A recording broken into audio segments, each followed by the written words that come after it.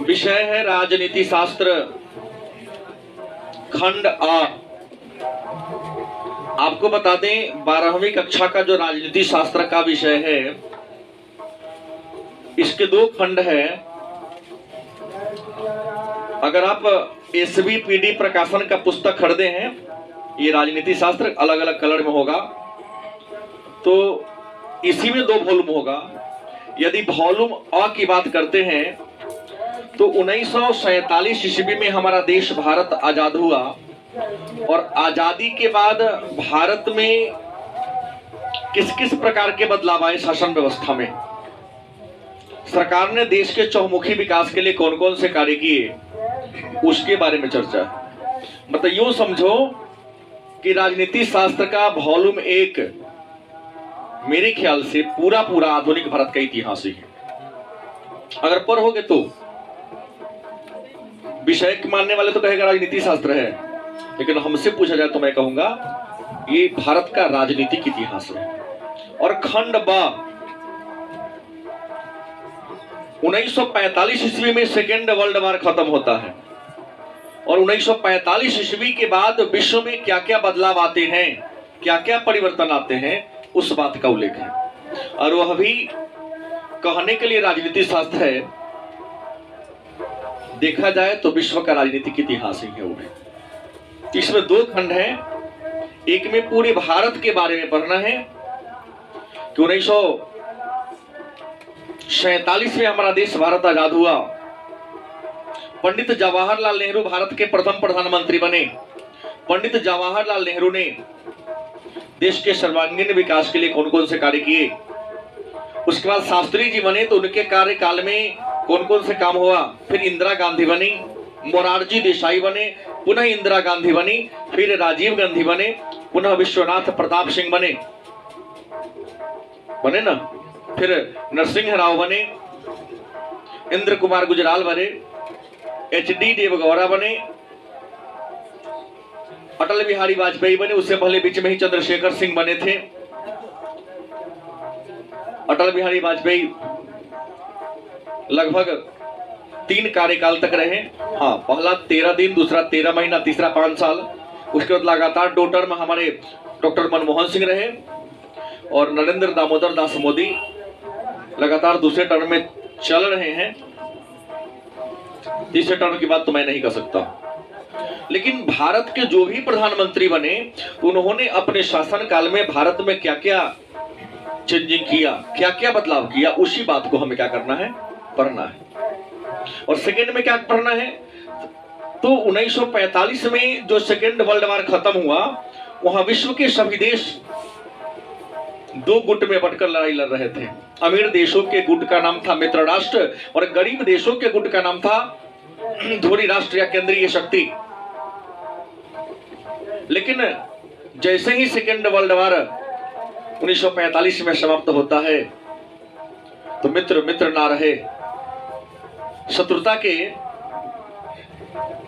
Mood में आ जाते हैं और अपने सिद्धांत को विश्व में फैलाने के लिए अमेरिका और रूस, जो एक दूसरे का प्रबल समर्थक था, जो प्रथम विश्व युद्ध में और दूसरे विश्व युद्ध में धोरी राष्ट्रों के विरुद्ध कंधा से कंधा मिलाकर लड़ा था, 1945 ईस्वी में एक दूसरे का कट्टर शत्रु हो गया विचारों का। और 1945 ईस्वी से लेकर 1991 ईस्वी तक दोनों के बीच घमासान वैचारिक मतभेद चलता रहा, जो इतिहास में शीत युद्ध के नाम से क्या है, प्रसिद्ध है। तो कुल मिलाकर शीत युद्ध ही पढ़ना है। उसके बाद हमको सेकेंड में जानना है कि आज अमेरिका विश्व में सबसे ताकतवर है, तो इसके पीछे कारण क्या है। पुनः खार युद्धों को पढ़ना है, नाटो को पढ़ना है, शीटों को पढ़ना है, साम्यवाद को पढ़ना है, अमेरिका और रूस में मनमुटाव क्यों हो गया ये जानना है, और संयुक्त राष्ट्र संघ जो विश्व में शांति व्यवस्था को स्थापित करने के लिए बना है उसके बारे में पढ़ना है, उसके विभिन्न अंगों के बारे में पढ़ना है, विश्व व्यापार संगठन को पढ़ना है, आसियान को पढ़ना है, सार्क को पढ़ना है, और वर्तमान समय में जो विश्व की समस्याएं हैं उसको पढ़ना है, और सबसे महत्वपूर्ण बात उदारीकरण, निजीकरण और वैश्वीकरण को पढ़ना है। तो अगर आप राजनीति शास्त्र पढ़ लेते हैं तो आपका साइकोलॉजी का कुछ चैप्टर और भूगोल का 3 4 चैप्टर आपको क्या हो जाएगा, कवर हो जाएगा। तो कम से कम राजनीति शास्त्र आप सबको अवश्य पढ़नी चाहिए। तो आइए सबसे पहले शुरू करते हैं राजनीति शास्त्र खंड अ। तो राजनीति शास्त्र शुरू करने से पहले हम पहला प्रश्न ये जानेंगे कि राजनीति है क्या, राजनीति कहते किसे हैं। नहीं, विषय वस्तु पर तो आना, एक लाइन मैं आपका समझ लूंगा। राजनीति है क्या, राजनीति कहते किसे हैं, तो बड़ी आसान उत्तर होगा कि जिस नीति के द्वारा किसी देश के शासन व्यवस्था को चलाया जाता है। नहीं, जिस नीति के द्वारा किसी देश के शासन व्यवस्था को चलाया जाता है, तो किसी देश के शासन व्यवस्था को चलाने वाली नीति को हम क्या कहते हैं, राजनीति कहते हैं। किसी देश के शासन व्यवस्था को चलाने वाली नीति को हम क्या कहते हैं, राजनीति कहते हैं। और आप सबको पता है कि राजनीति शास्त्र के पिता कौन है, अरस्तु है। राजनीति शास्त्र के पिता कौन है। फिर एक प्रश्न होगा, तो राजनीति शास्त्र भाई इतिहास पढ़े तो ये फायदा हुआ कि हम अपने अतीत को जाने। इतिहास पढ़े तो क्या फायदा मिला कि मेरा अतीत कैसा था, मेरा प्राचीन गौरव कैसा था, हमारा प्राचीन समाज कैसा था। तो प्रश्न, राजनीति शास्त्र पढ़ेंगे तो क्या फायदा मिलेगा। तो राजनीति शास्त्र पढ़ेंगे तो हमको यह फायदा मिलेगा कि हम जान पाएंगे कि भारत की शासन व्यवस्था कैसी है, विश्व में शासन के कौन कौन से रूप हैं, सरकार क्या है, सरकार का गठन कैसे होता है, सरकार अपनी क्रियाओं का संचालन किस तरीके से करती है।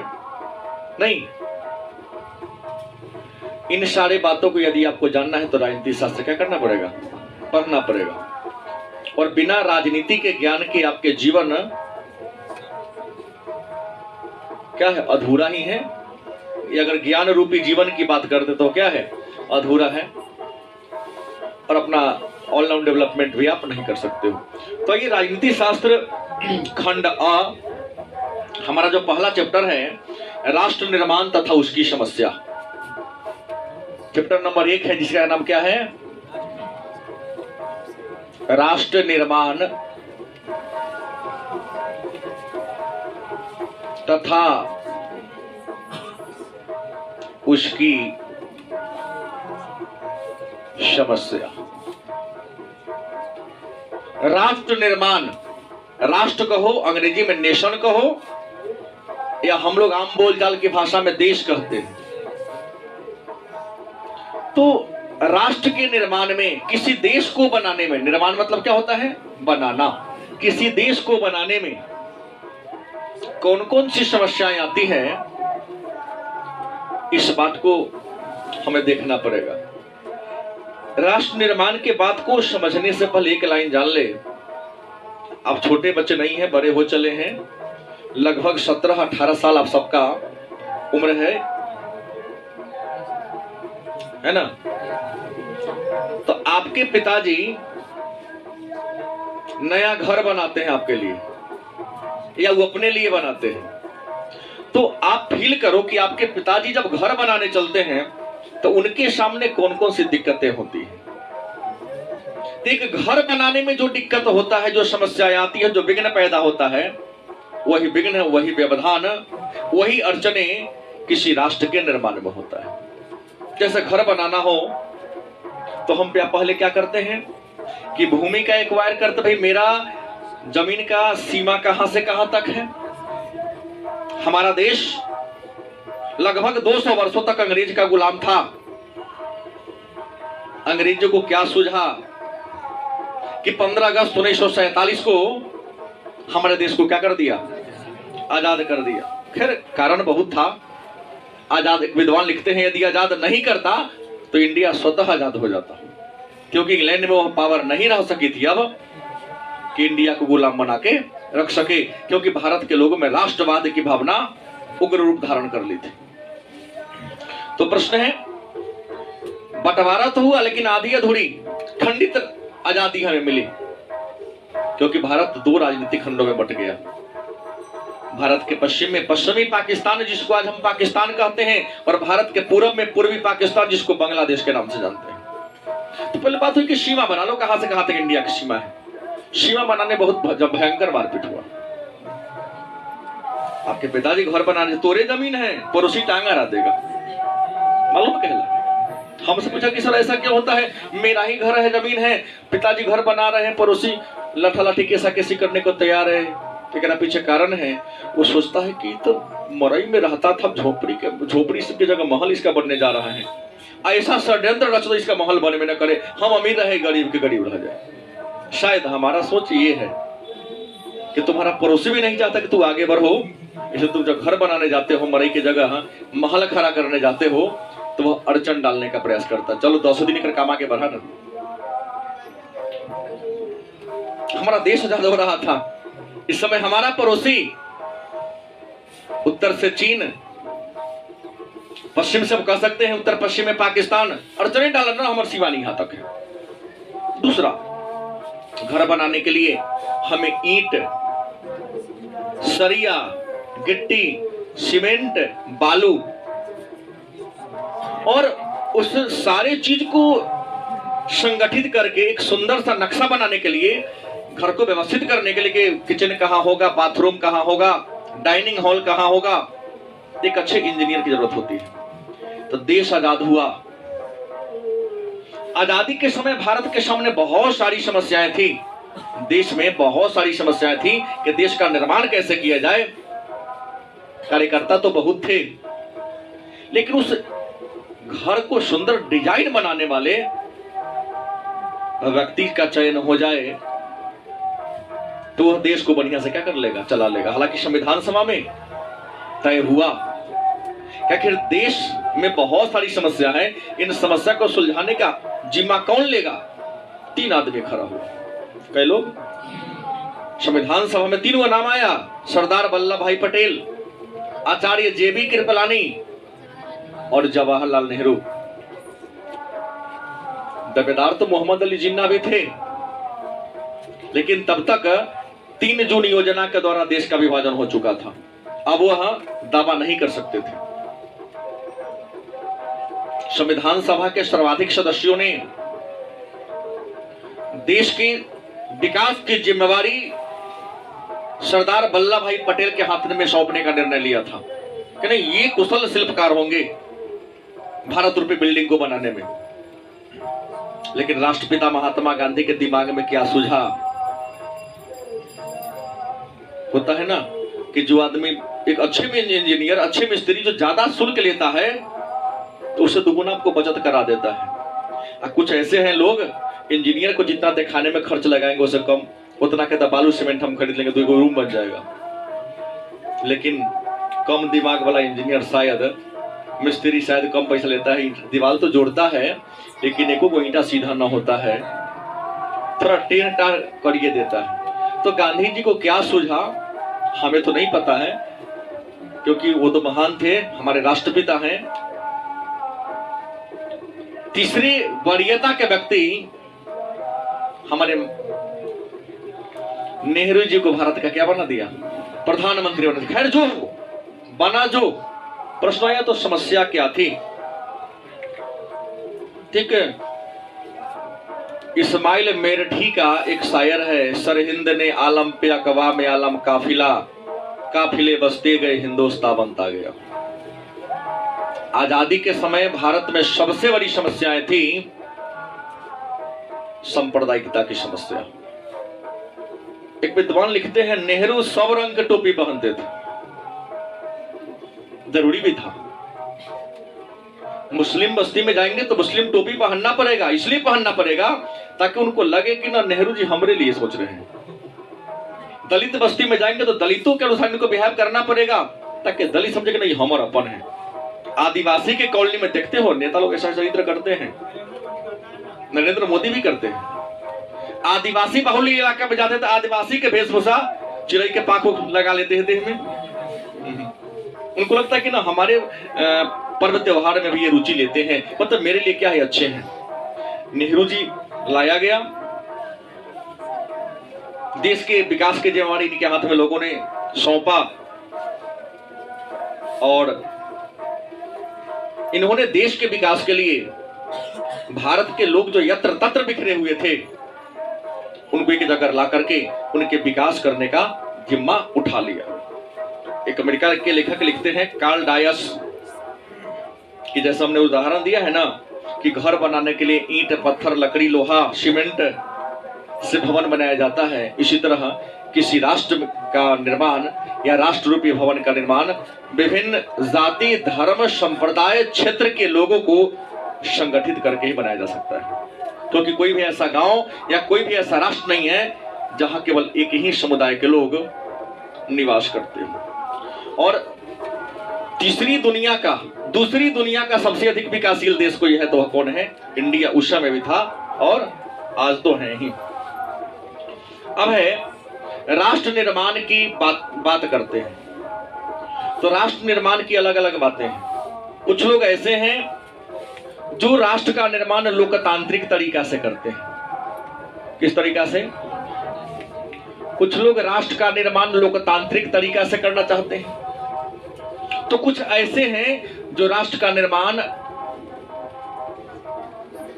तानाशाही तरीका से करना चाहते हैं। राष्ट्र का निर्माण तो होता ही है, लेकिन राष्ट्र के निर्माण के आधार दो ही हो सकता है, या तो लोकतांत्रिक तरीका से हो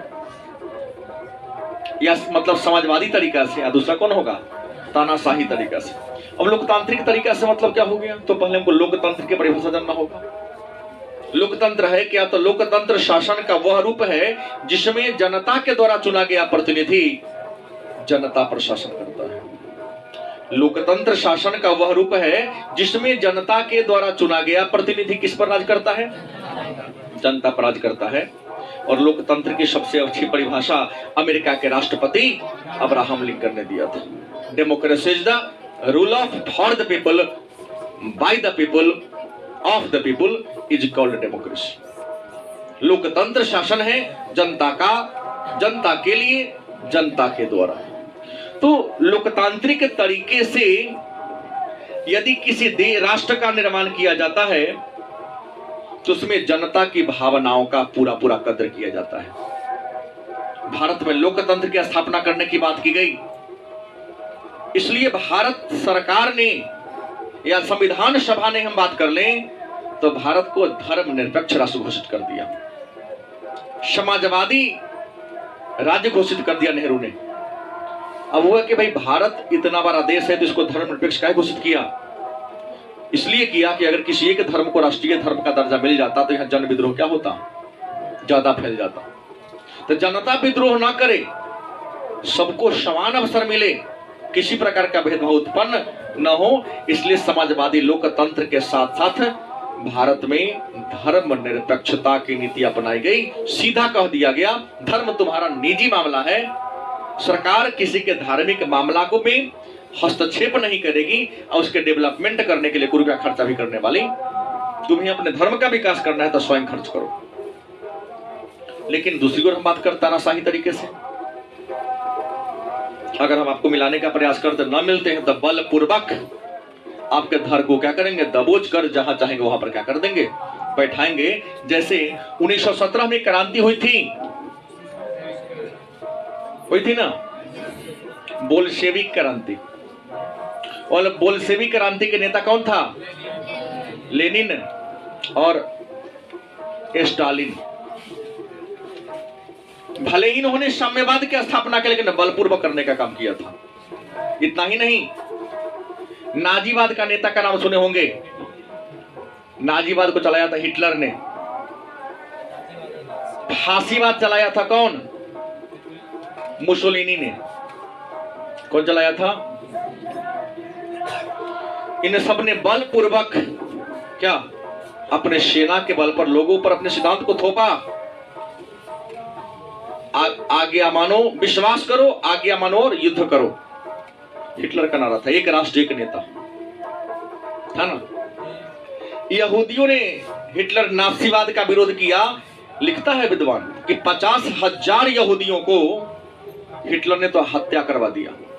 हिटलर के डर से यहूदी जर्मनी छोड़कर भागने लगे यत्र तत्र।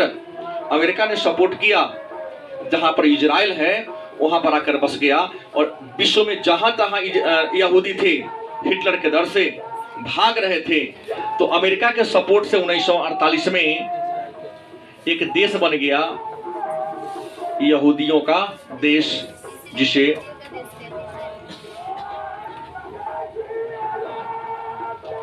इजराइल के नाम से जानते हैं। हाँ, इजराइल का पुराना नाम वहां फिलिस्तीन था। फिलिस्तीन कोई देश नहीं है भाई, एक विचार है, और वहीं पर अमेरिका के सपोर्ट से बना। भले ही आज अमेरिका उसका विरोध कर रहा है, भारत ने भी इजराइल को शुरू में सपोर्ट नहीं किया था, जान लीजिएगा। हिटलर के द्वारा सताया गया ये सब था, और आज दुनिया में अपने एक औकात रखता है, पावर रखता है टेक्नोलॉजी के मामले में।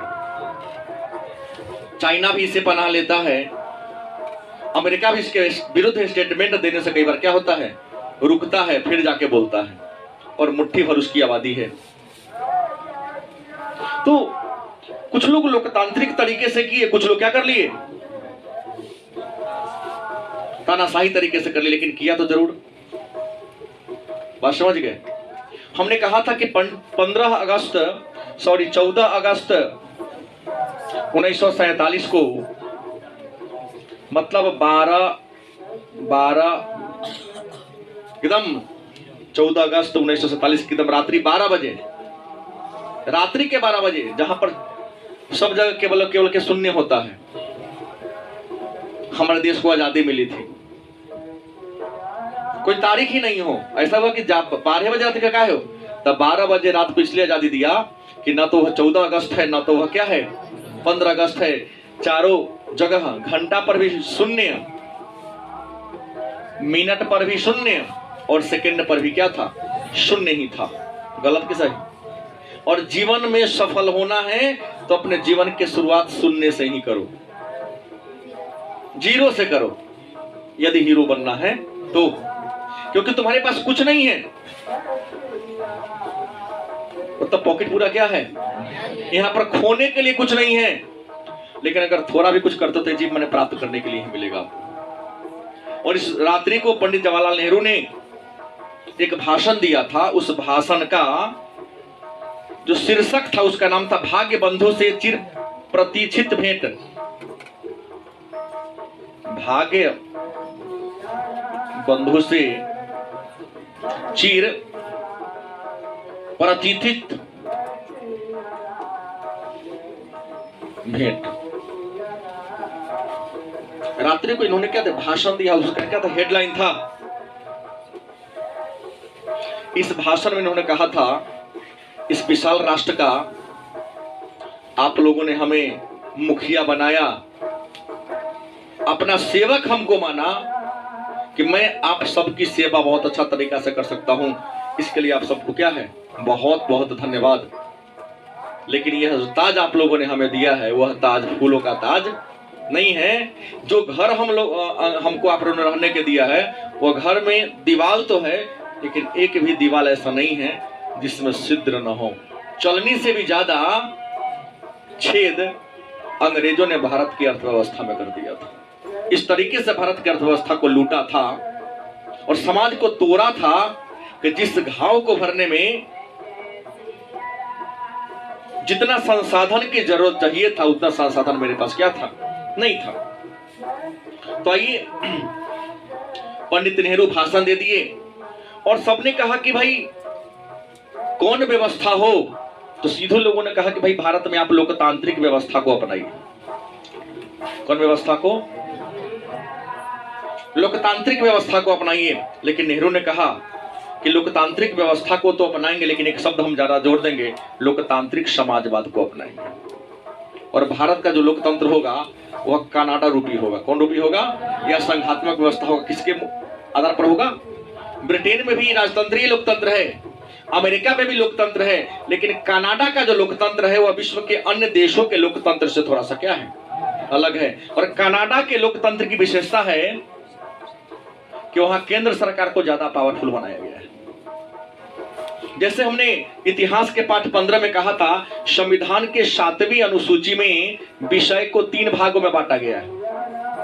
संविधान के 7वीं अनुसूची में विषय को 3 भागों में बांटा गया है, जिसमें एक का नाम है संघ सूची, दूसरे का नाम क्या है, राज्य सूची, तीसरे का नाम है समवर्ती सूची। याद है ना, हमने कहा संघ सूची में 97 विषय, राज्य सूची में 66 विषय, समवर्ती सूची में 47 विषय हैं। और हमने यह भी कहा था कि संघ सूची में वर्णित विषय पर कानून बनाने का अधिकार केवल और केवल केंद्र सरकार को है। राज्य सूची में वर्णित विषय पर कानून बनाने का अधिकार केवल और केवल राज्य सरकार को है। लेकिन एक बात हमने और कहा था कि कुछ ऐसी कंडीशन है, कुछ ऐसी परिस्थितियां हैं जिसमें राज्य सूची में वर्णित विषय पर केंद्र सरकार कानून बना सकती है। ऐसी करीब 6-7 परिस्थितियां आती है जब बन सकता है, चर्चा करूंगा आगे। समवर्ती सूची जहां पर 47 विषय हैं और समवर्ती सूची में वर्णित विषय पर कानून बनाने का अधिकार केंद्र सरकार और राज्य सरकार। लेकिन यदि एक ही विषय पर केंद्र सरकार ने भी कानून बना दिया और राज्य सरकार ने भी कानून बना दिया और दोनों में मतभेद पैदा हो जाता है, तो केंद्र सरकार के द्वारा बनाया गया कानून ही क्या होगा? मान्य होगा। इन तीनों सूची के बारे में आप जानते हैं, लेकिन आपको पता है क्या कि इन तीनों सूची के अलावा एक और सूची है, एक और है जिसका नाम है अवशिष्ट शक्ति। अब प्रश्न है तो अवशिष्ट शक्ति क्या है? तो कुछ ऐसे विषय हैं, कुछ ऐसे बात हैं जिसका वर्णन संघ सूची में नहीं है, राज्य सूची में नहीं है और समवर्ती सूची में भी नहीं है।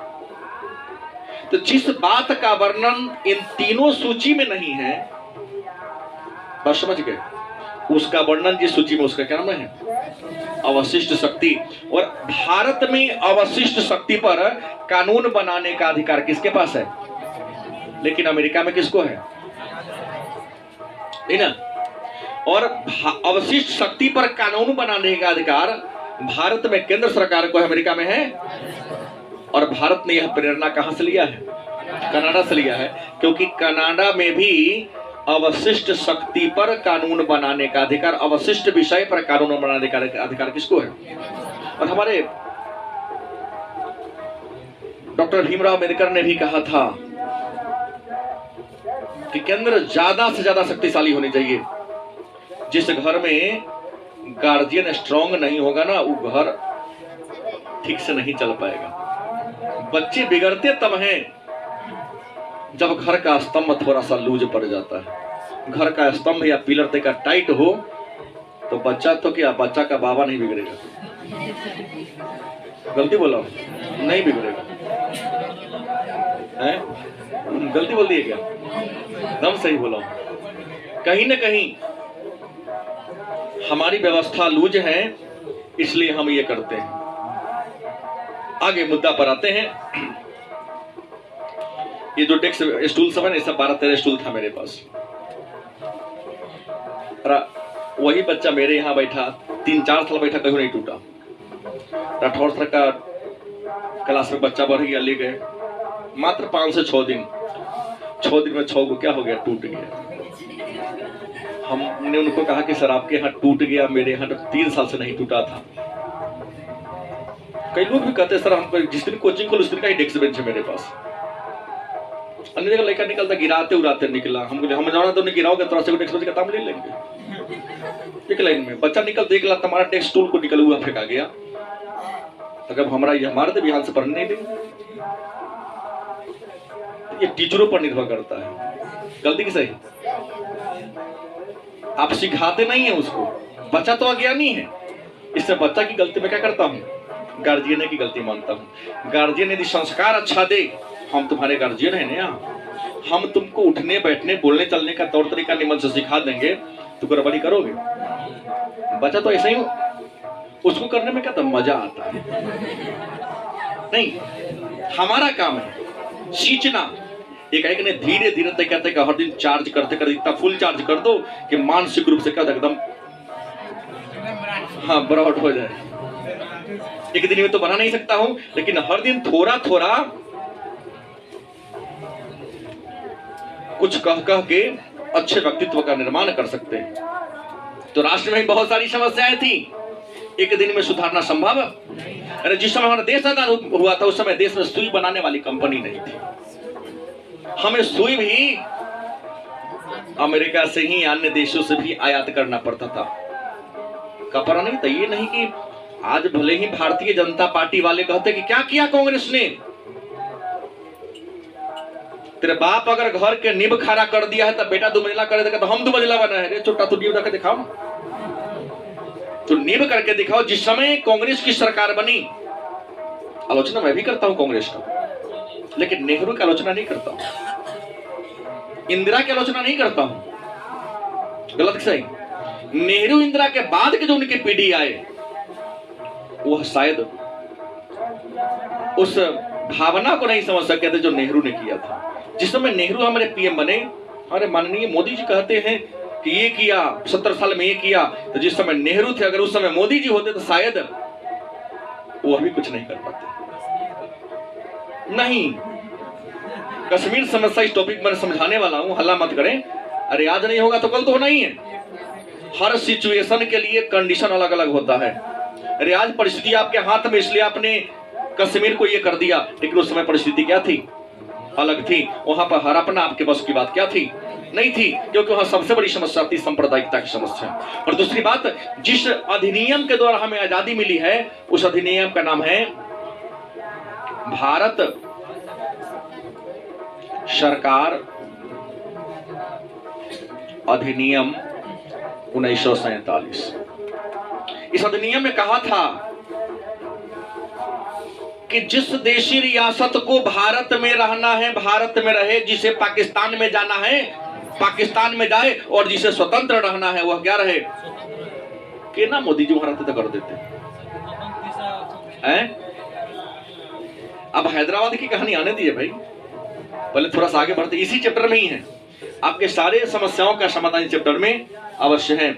और हमारे जिस विद्वान ने इस पाठ्यक्रम का निर्माण किया, वह विद्वान जानता है कि 18 साल का लड़का के मन में प्रश्न क्या उठ सकता है।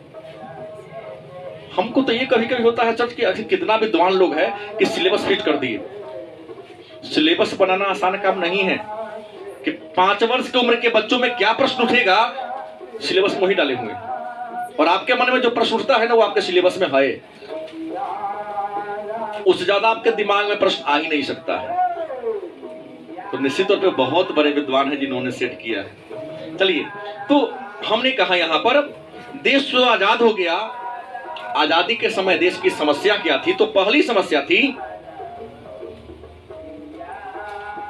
संवैधानिक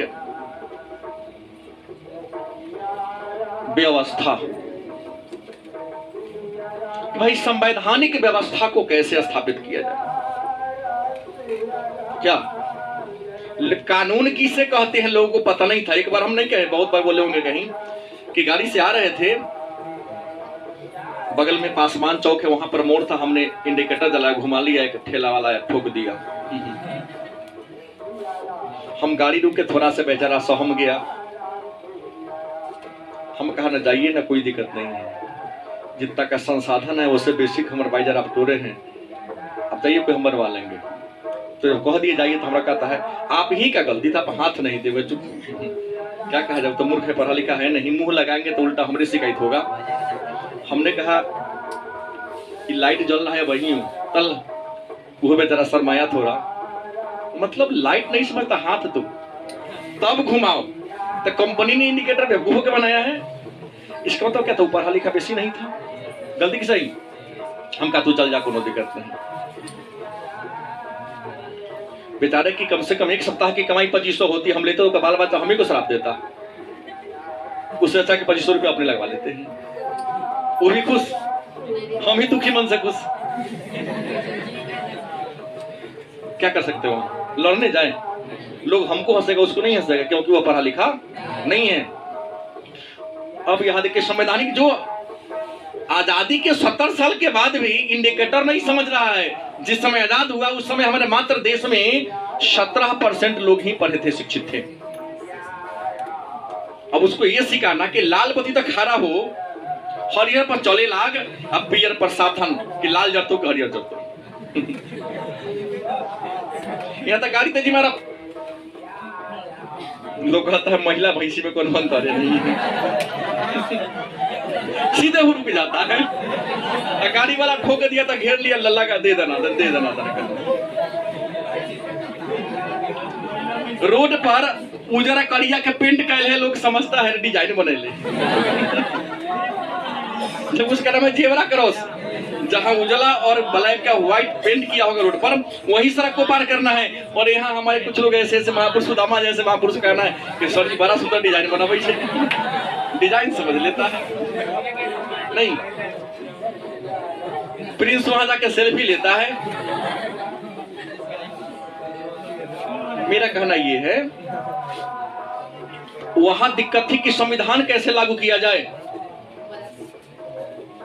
संविधान लिखाना शुरू हुआ लेकिन दिमाग नहीं लोगों को खुल रहा था। तो अंग्रेजों ने 1935 में एक अधिनियम बनाया था जिसका नाम था भारत सरकार अधिनियम 1935। लगभग इसमें 421 अनुच्छेद था। 421 में से 321 अनुच्छेद यहीं से लागू कर दिया, लेके जोड़ दिया, सीधा वो बहु जोड़ दिया। हालांकि नेहरू ने इसको विरोध किया था और 1935 के अधिनियम को क्या कहा था? गुलामी का घोषणा पत्र कहा था। क्या कहा? ये अंग्रेज कुछ नहीं, गुलाम करने वाला घोषणा पत्र दिया है, क्योंकि यहां पर औपनिवेशिक स्वराज देने की बात किया था। और यहां का 321 अनुच्छेद ले लेना मतलब औपनिवेशिक स्वराज की ओर आगे बढ़ने के क्या था? बराबर था। दूसरा समझ दिक्कत था राज्य के निर्माण का। किसका? कि राज्य के निर्माण का। राज्य का निर्माण के ना होगा, ये भारी समस्या थी। दूसरी समस्या,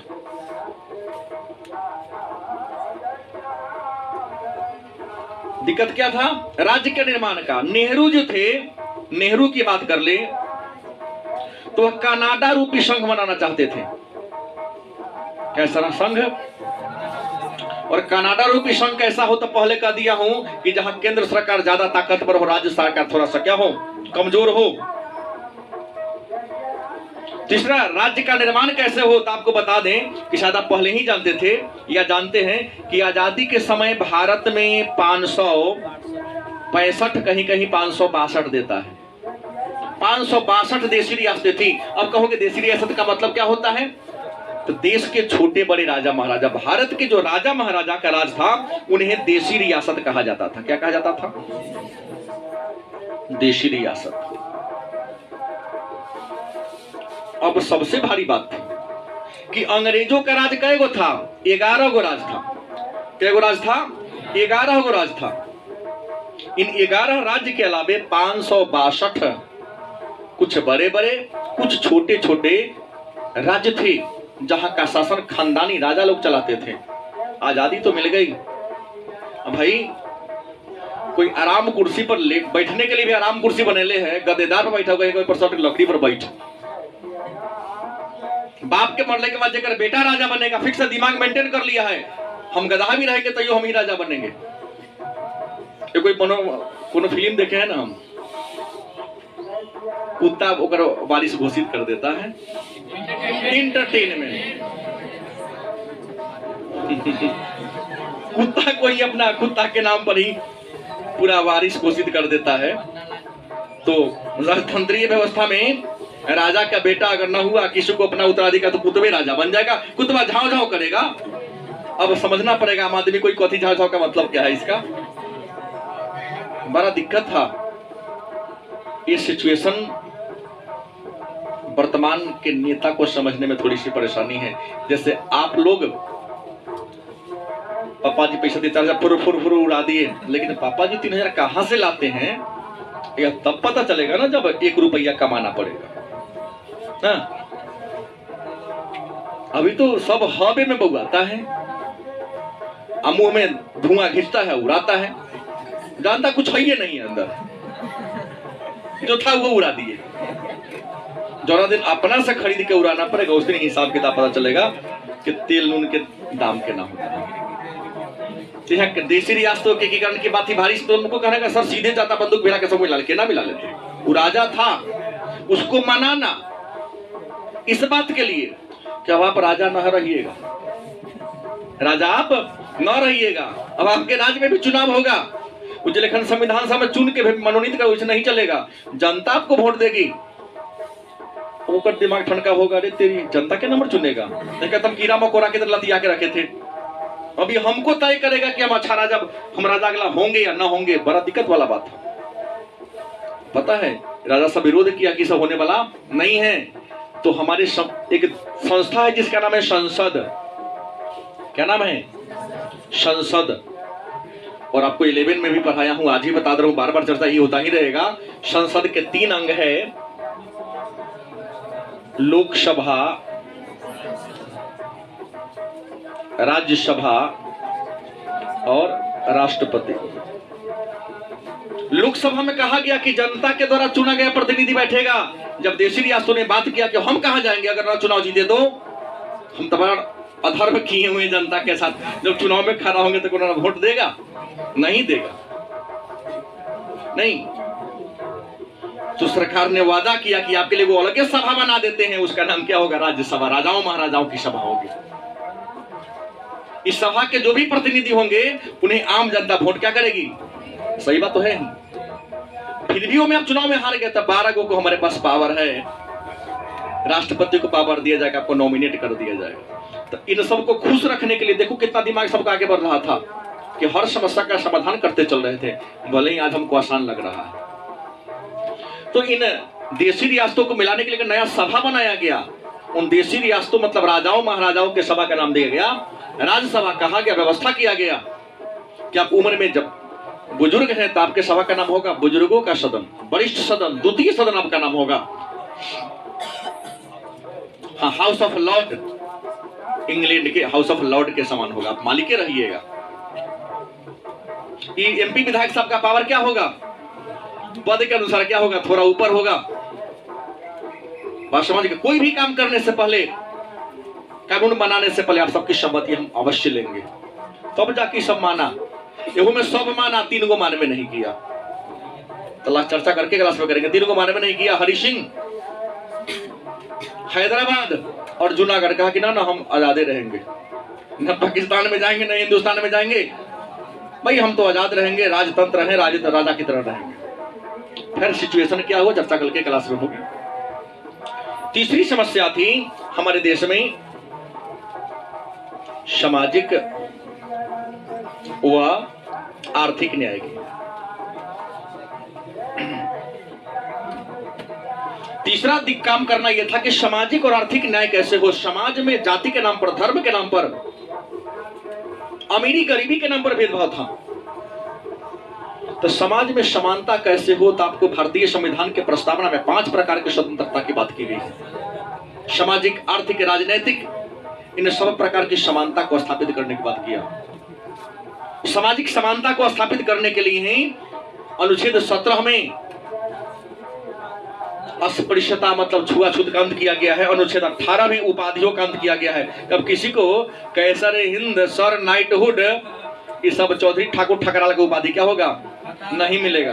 हाँ, पढ़ लिख के अच्छा किए हैं, देश के लिए अच्छा किए हैं, तो आपको भारत रत्न, परमवीर चक्र, महावीर चक्र, अशोक चक्र और पद्म भूषण, पद्म विभूषण और पद्म श्री जैसे अवार्ड आपको मिलेंगे।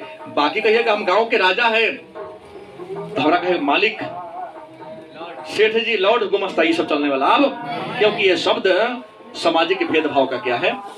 प्रतीक है। और 1955 में अस्पृश्यता अधिनियम पारित कर दिया गया कि अगर आप करते हैं तो कानूनन जुर्म है, इसके लिए आपको सजा मिलेगा।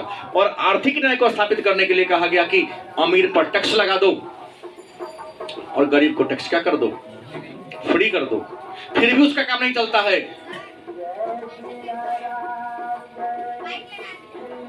बाइक 2 मिनट रुक जाओ। अब दिक्कत क्या है कि कैसे समाधान किया जाए। तो अमीर पर टैक्स लिया, गरीब को टैक्स क्या कर दिया? फ्री कर दिया और सब्सिडी अनुदान देना शुरू कर दिया गया। उसके बाद शिक्षा और कानून व्यवस्था। अगला बात क्या थी?